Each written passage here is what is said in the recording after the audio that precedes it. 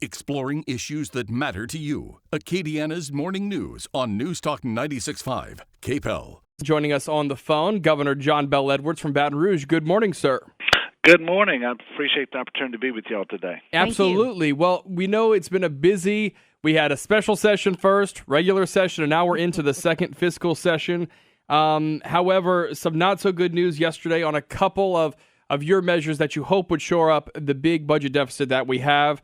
Give us an update on how we're starting so far in this special session. Well, it's certainly a slower start than I want. I think your introduction was accurate. We've got remaining a $600 million deficit for next year, which that's, I guess, partially good news because it started off at a record $2 billion deficit for next year. But as of right now, the Ways and Means Committee in the House has voted out about $180 million worth of revenue measures. And so we clearly off to a very slow start. I'm hopeful and somewhat optimistic that we're going to do better. I'm certainly working hard, talking to members and trying to address their concerns and so forth. But it's a slower start than I would have liked.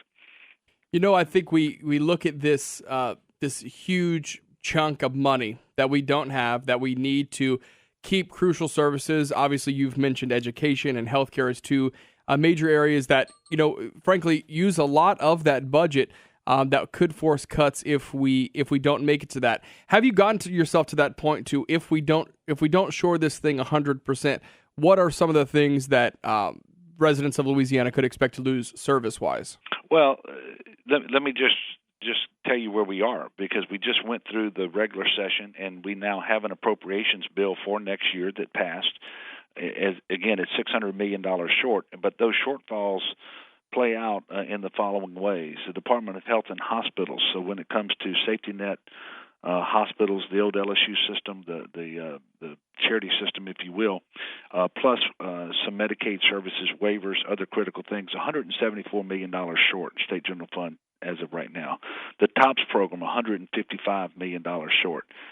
State support for higher education is $55 million short. And K through 12 is in for a $74 million cut compared to last year. And that there are many other needs as well as it relates to housing inmates in prisons and in jails and juvenile justice system and so forth. So, but all of those cuts are in the budget right now, and we can only address those cuts, or at least reduce those cuts, with additional revenue, which I propose to do in a way that is a down payment on long-term comprehensive tax reform.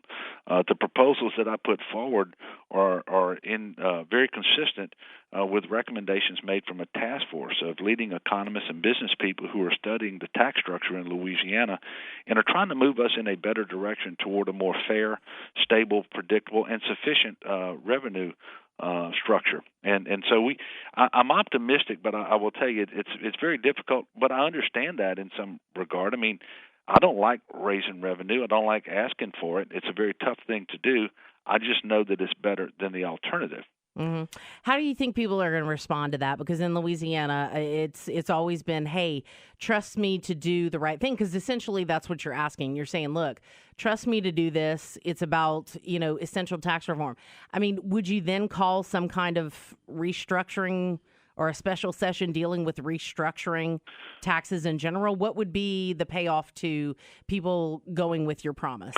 Well, Bernie, the plan has been all along that task force that I just mentioned, it's been meeting weekly to study the tax structure and make recommendations. They issue a final report in September. Next year in 2017 is a fiscal session. So when it's proper subject matter of that session will be things related to revenue and taxes. And the goal, I can tell you, from just about everybody on the task force and what people in the legislature and around the state in business and industry and everybody seems to want, is a system where we broaden the base for our tax structure and lower the rates, whether it's sales taxes or whether it's corporate income taxes, individual income taxes. And that's going to take real structural reform, some of which involves changes to the Constitution in order to broaden the base. But we want to be able to lower rates as well to make ourselves more competitive with the rest of the country, but also fair to the people here at home. I think we can do that. It's going to take a lot of work. But the session that we've got going on right now was designed to be a down payment on that process. Are you concerned at all? We had a couple of callers earlier, and we'll get to some of their issues that they wanted us to ask you about. Are you concerned at all about people who just decide they're ready to move away from the state because of the taxes, because of the education system in the place that it is right now?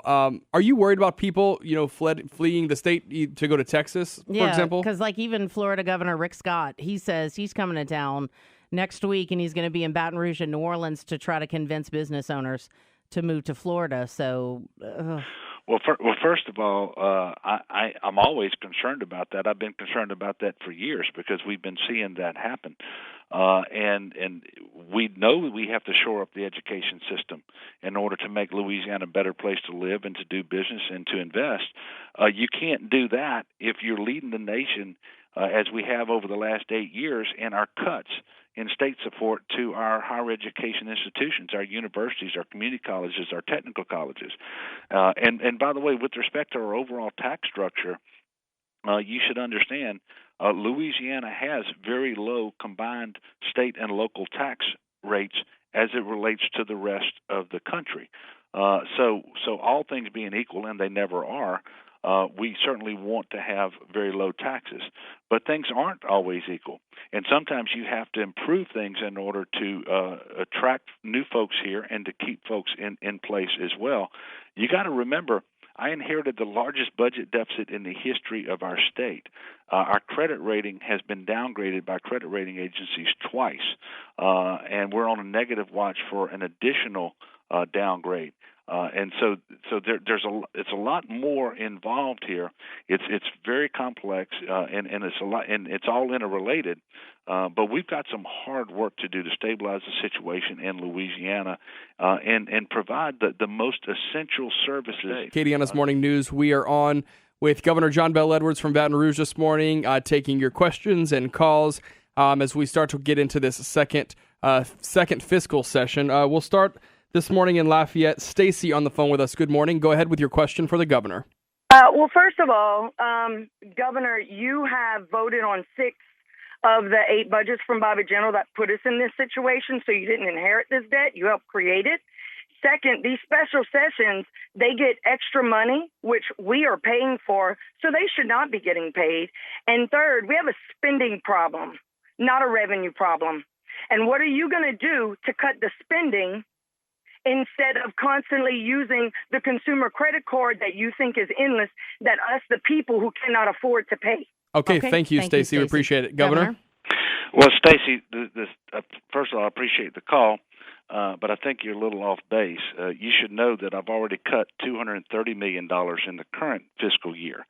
We reduced the amount of money we need next year by over $184 million by expanding Medicaid coverage in Louisiana, and without that, the deficit for next year would actually be $800 million that we're trying to tackle right now. Look, I'm disappointed, too, that we had to have a second special session to further address the needs of the people of Louisiana. We had an opportunity to do it in the first special session, but that didn't happen. And I believe that after the regular session, when we put together a budget bill that leaves TOPS unfunded, DHH unfunded, higher education with a big cut, K through 12 with a big cut, that it is imperative that we come back and finish the people's business, and there is a cost associated with that. There's no way to get around it.